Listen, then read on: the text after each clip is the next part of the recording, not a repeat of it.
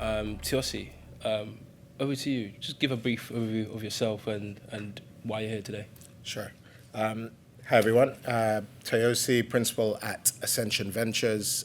We're a pre-seed and seed fund based here in the UK, backing companies registered in the UK on the generalist side, but also with our impact fund we do across Europe. I specifically look after our pre-seed fund generalists with a focus on marketplaces, platforms, network businesses, and vertical SaaS. But overall, Ascension is a generalist investor at pre-seed and seed. Good. Now, I don't want you to hold back because on the WhatsApps, me and you have lots of conversations about the state of the UK market. So I guess from your perspective, over the last 12 months, what have you been seeing? It's a good question. So obviously, I mean, it's no secret we had what happened in 2021 with all the madness going on, and it's probably a bit of a broken record now. 2022 came, and 2022 was kind of the year of the 2022/2023, the year of the down round. I think right now is kind of, for companies that have existed over that period, it's now the year of the flat round.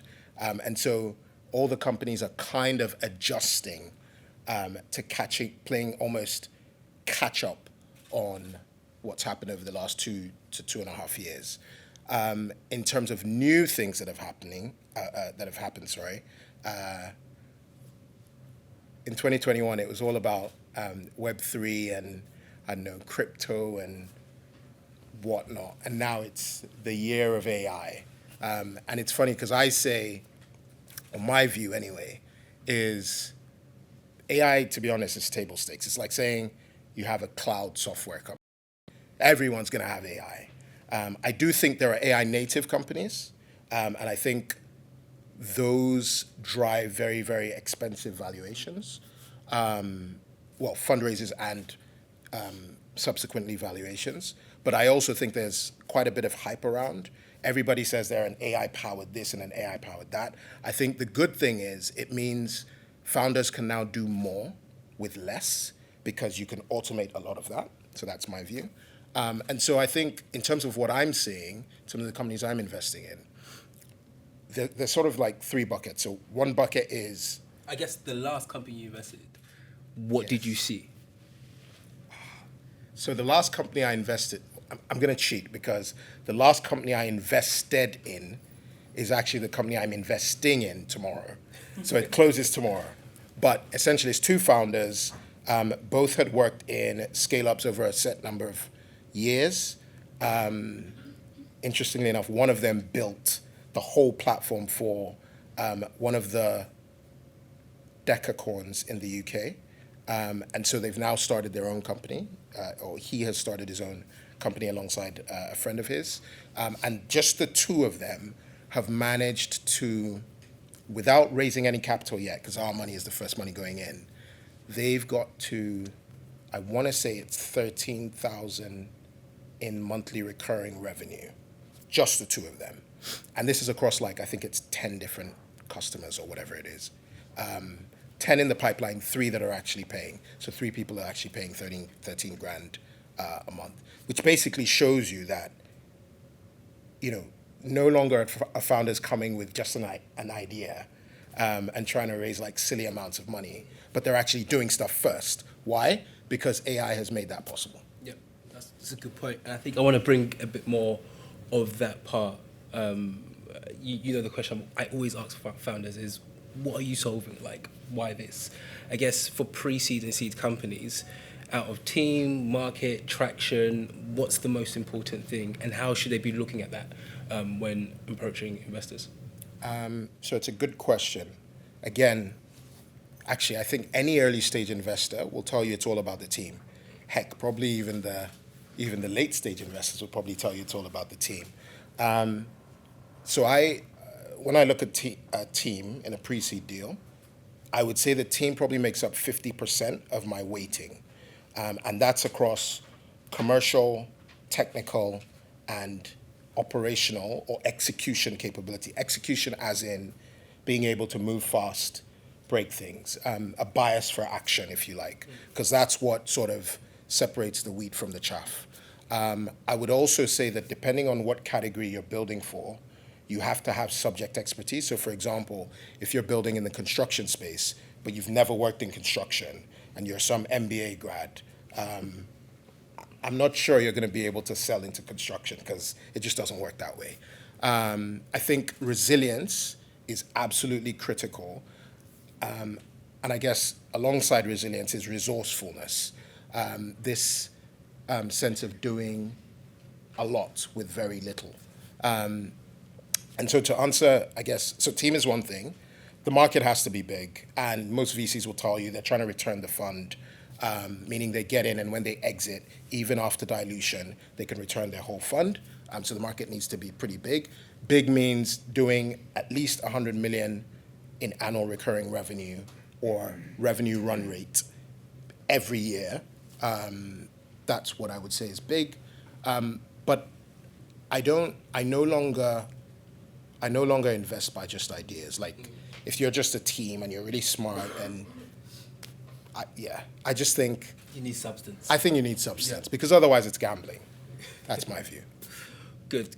I guess I want to take the conversation in another direction. I know you are really passionate about diversity, and I know a lot of the work you do to support Black founders, particularly. I guess what more needs to be done in the ecosystem to support underrepresented founders? We all know the stats. I won't bore you by telling you the percentages. It doesn't change every single year, right? What more do we need to be doing as an ecosystem? And also, is there anything founders could be doing? Not saying the problem is on them, but what could underrepresented founders could be doing more to, I guess, attract investors, build the right things, that kind of stuff? Sorry. Deep sigh.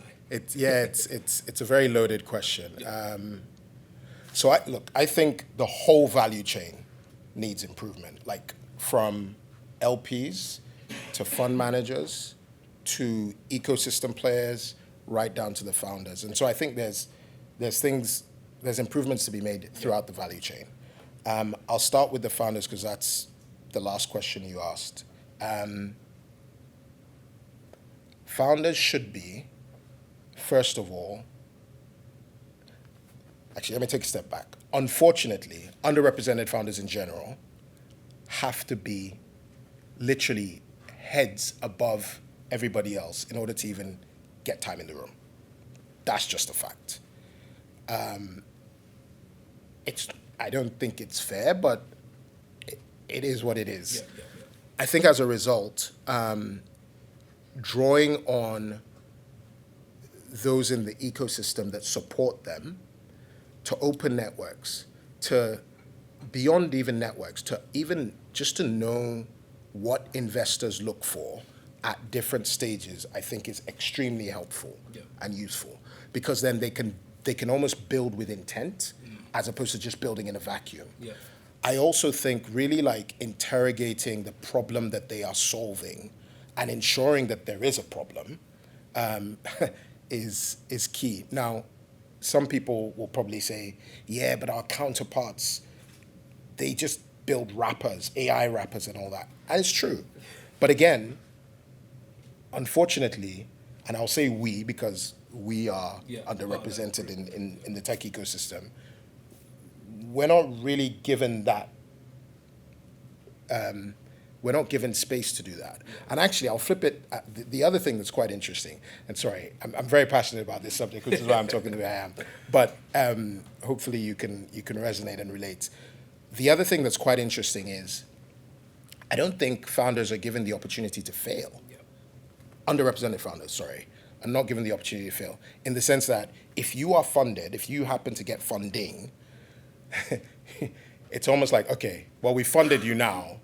You better perform kind of thing. Yeah. And so short of, the advocates trying to enable these founders to succeed, irrespective of the cost, I'm not sure what else they could do. So that's on the founder side. Going up the chain, I mean, there are lots of programs now and lots of investors who, whether it's diverse founders, whether it's underrepresented founders, whether it's impact investors, or they're trying to alleviate poverty, they're focused on certain groups, etc. There's multiple different things. And I think all of that is helpful.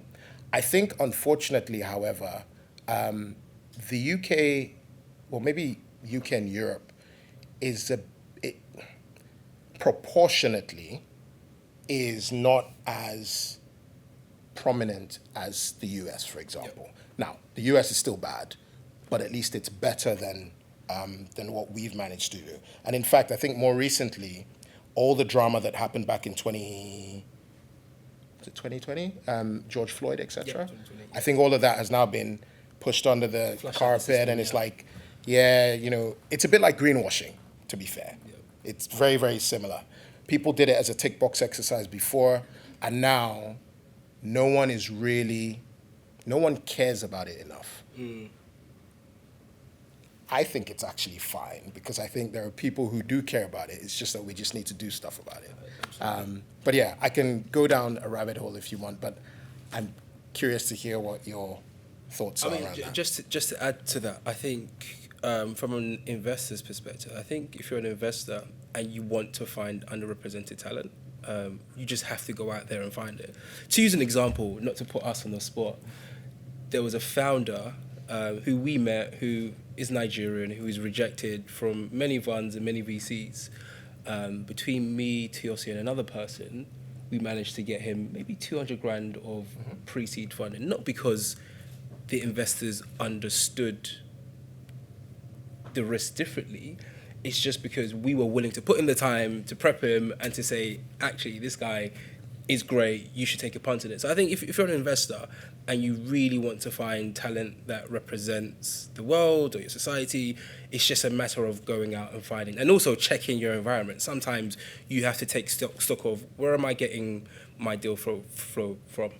Me and Toyosi always say it all the time. We speak to too many black men founders. We're trying to find more black female founders. So we're asking that question, which is uncomfortable at first, but once you start speaking to the right people and they understand where you're coming from, it opens you up. So I think there's an element of being vulnerable to realize, where are my blind spots?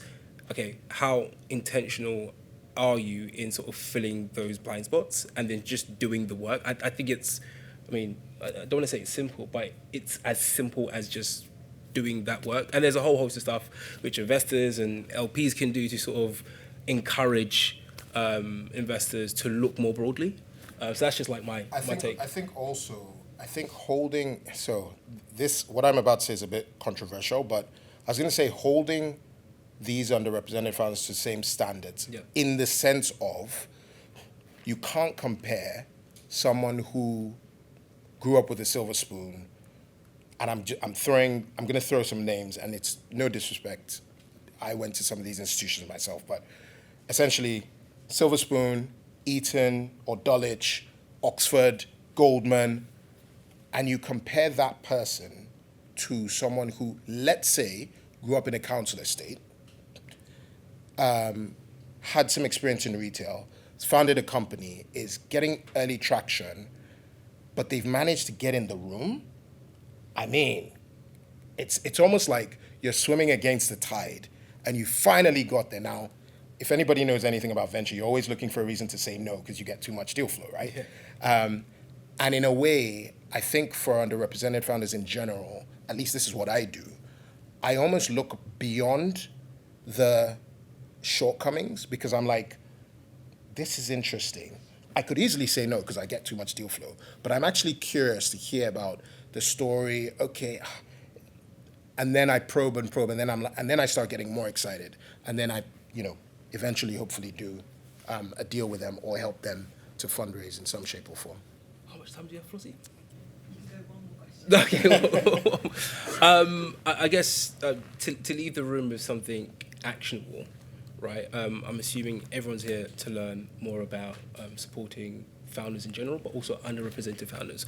What 2 or 3 things can people in this room tangibly do, right, to support underrepresented founders? Like actions, not read this book. Like, what actions and steps can they take to support underrepresented founders, whether it's from an investing perspective, advisory, What kind of things? I was going to say shameless plug, speak to me.